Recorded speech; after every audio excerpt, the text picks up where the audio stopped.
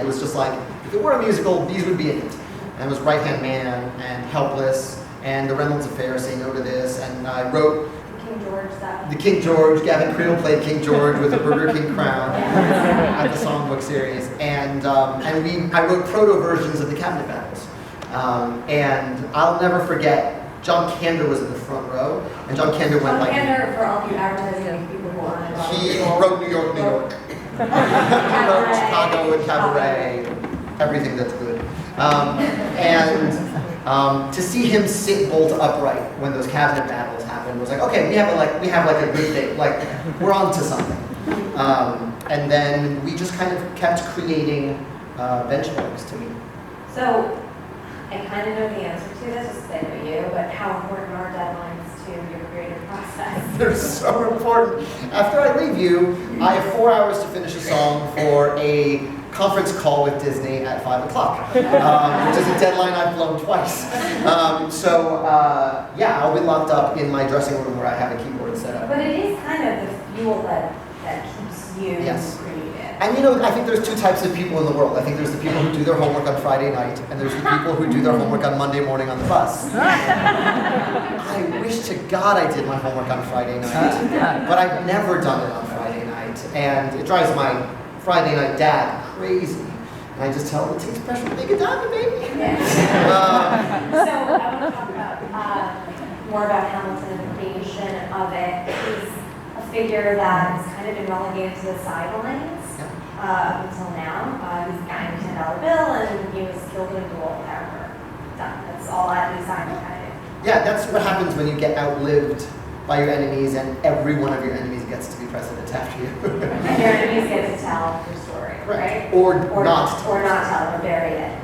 So why was it important that you make a musical about it and dedicate 8 years of your life to doing so? I knew about as much as you did when I picked up that Chernow biography at random from the former boarders at the Time Warner Center, just looking for something to read on vacation. Had good reviews on the back. I'd written a paper on Hamilton in high school. I knew his son died in a duel, and he died in a duel 3 years later. That's all I knew. So I thought this will have an interesting ending, and it's got great reviews on the back. And I got to the second chapter where Hamilton, he's already had Dickens to the nth trauma of an early life. He's orphaned. Everyone he moves in with somehow dies. He's a clerk to a trading company, and is just sort of penniless and stuck. This hurricane destroys the island of St. Croix. He writes a poem about this hurricane. And businessmen on the island take up a collection to send him to the colonies to get his education.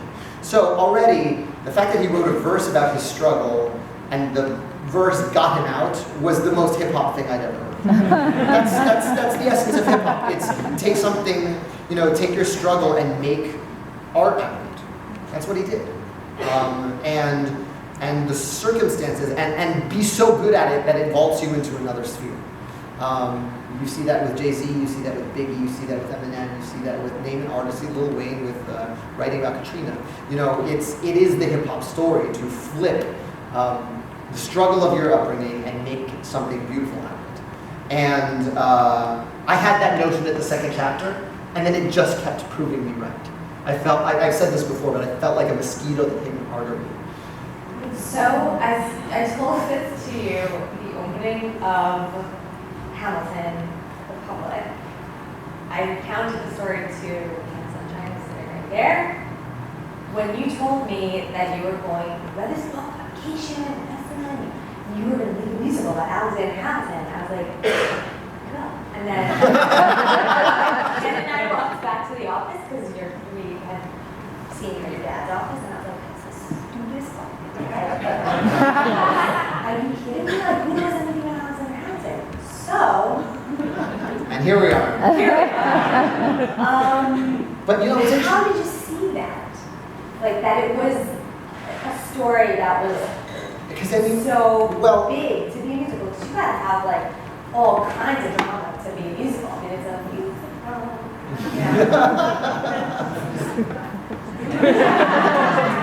can't have like a little life and just like be is No, that and Hamilton doesn't. And I think a part of it is the strength of Ron's telling of it.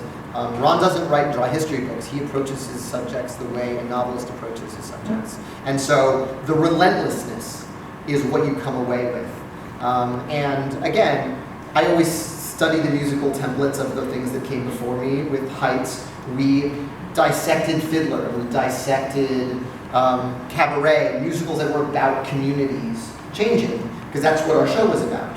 With Hamilton, I dissected Sweeney Todd, and I dissected Gypsy.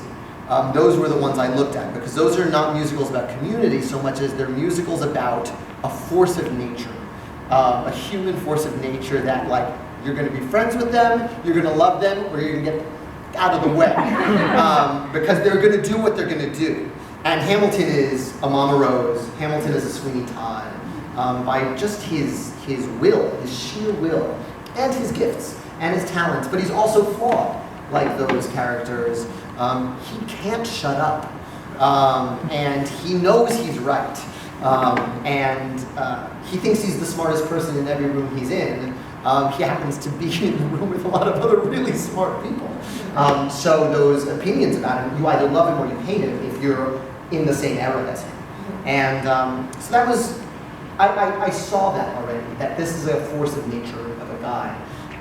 And it kind of allowed me to double down on the themes of In the Heights. It's an immigrant experience, but it's from the island to here, and we're telling it with one guy. And it's the American immigrant experience before America even existed. So it's also the formation of America at the same time. And also the fun of applying hip hop to these battles. You know, you can fall down a freestyle battle wormhole on YouTube and watch amazing rappers destroy each other verbally or just have these amazing verbal calisthenics when the stakes are, and then this is what our country's going to do from now on. The stakes are up here. So that's just inherently dramatic, is take away the inevitability of winning the war, take away the inevitability of the country we live in, and realize how much these people were making it up as they went along. That's what heartened me about reading this book was, oh my God, we've been compromising since we started. And the things that Jefferson and Hamilton fight about are the things you're going to see on MSNBC or Fox. Your choice tonight. And that actually gives me hope. It means it's part of who we are as Americans. We're going to continue to debate about what this country can and will be. So, speaking about what this country will be,